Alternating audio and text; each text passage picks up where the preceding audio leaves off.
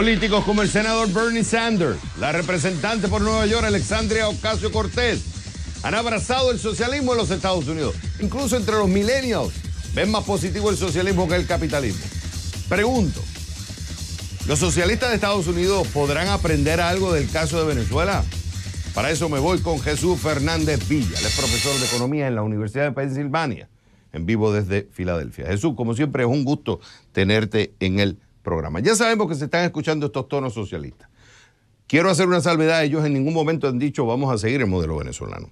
Pero sí es cierto que se escucha voces que dicen vamos a dar salud gratuita, a la vez vamos a dar la educación gratuita, que no paguen la universidad, que vamos a hacer una revolución verde en poco tiempo, lo que costaría miles de millones de dólares. O sea, hay muchas ofertas socialistas.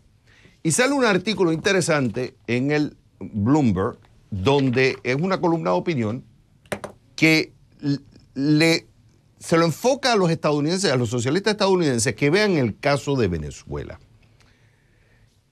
¿Se podrá aprender algo del caso? O sea, ¿los socialistas en Estados Unidos podrán aprender algo del caso de Venezuela? Lo positivo y lo negativo que se puede aplicar en los Estados Unidos. Podrán, pero no querrán. ¿Pero qué podrían aprender? Creo que lo más importante es que la irresponsabilidad fiscal se paga. La política económica de Hugo Chávez, a partir de 1999, se basa en gastar un dinero que venía de unos ingresos petrolíferos extraordinarios, y cuando esos ingresos petrolíferos se han secado no ha quedado dinero y lo único que ha quedado es una resaca tremenda. Es muy fácil gastar, se puede gastar en muchísimas cosas y es siempre muy agradable decir, vamos a dar universidad gratis y vamos a dar sanidad gratis y vamos a hacer muchísimas cosas gratis, pero hay que pagarlo, las facturas hay que pagarlas, y el problema es que al final del día, como todo en la vida, el dinero tiene que salir de algún sitio, y lo que nos enseña la experiencia de Venezuela es que cuando te gastas el dinero que no tienes, al final lo único que queda es llanto y crujir de dientes. Jesús, yo no quiero ser injusto con los socialistas en Estados Unidos que están siguiendo las tesis que están ejecutando, digamos, un Sanders, un Ocasio, porque la intención de ellos definen un problema. Ellos dicen hay un problema de inequidad en los Estados Unidos. Hay un problema de inequidad que no se está atacando, que el capitalismo no lo puede resolver solo. Por eso estás encontrándote que incluso entre los millennials, aquí tengo una encuesta de Gallup que pone entre aquellos de 18 a 29 años, consideran el socialismo, lo ven de forma positiva en comparación al capitalismo, 51% versus 45%. Claro, en la medida que te vas poniendo más viejo, ves el socialismo más negativo y ves al capitalismo, lo ves de forma más favorable. Pero hay una realidad, hay unos problemas sociales y ellos de alguna forma tratan de atacarlos. ¿Qué es lo que pasó en Venezuela? Porque incluso decían, había que sembrar el petróleo, había una alta concentración de riqueza en unos pocos, había un problema de inequidad. Entonces, el socialista dice, no necesariamente que yo defiendo la tesis de Chávez o la tesis en Venezuela, pero sí hay una realidad, el capitalismo no está funcionando tampoco, hay inequidad. Entonces, alguien tiene que resolver esto y ahí está el Estado. ¿Qué dices tú? Sí y no. Es verdad que la desigualdad ha crecido mucho, pero también el nivel de riqueza de todos ha crecido. Hay desigualdades buenas y hay desigualdades malas.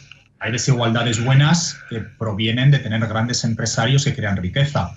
Hay desigualdades malas, por ejemplo, causadas por la regulación tan grande que existe en Estados Unidos, en la costa este y en la costa oeste, del housing, el zoning, que hace que suban los precios de las casas de manera artificial y esto expulsa a la clase media de la posibilidad de acceder a la vivienda. La solución para este problema no es más socialismo, es más mercado. Es liberalizar el mercado de la vivienda.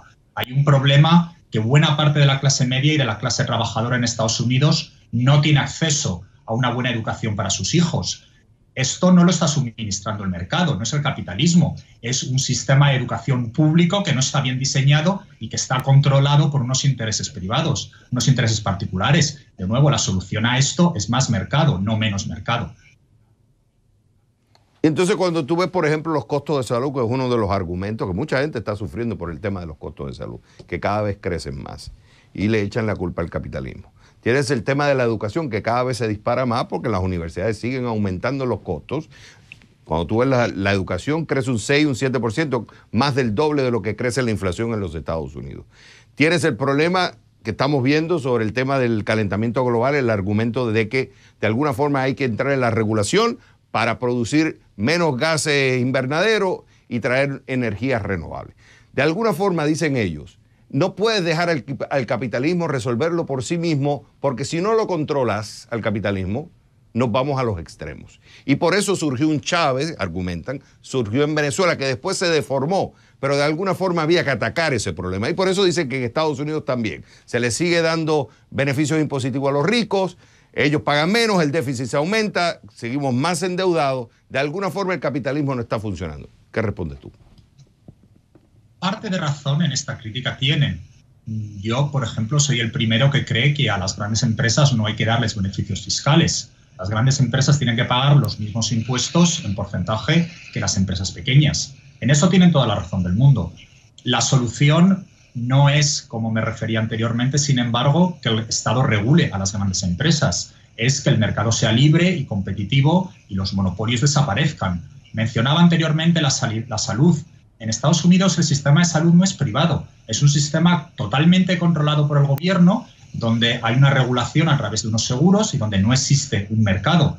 En Estados Unidos los precios de los servicios de veterinaria no están disparados. ¿Por qué? Porque si yo llevo a mi perro al veterinario, ahí funciona el mercado.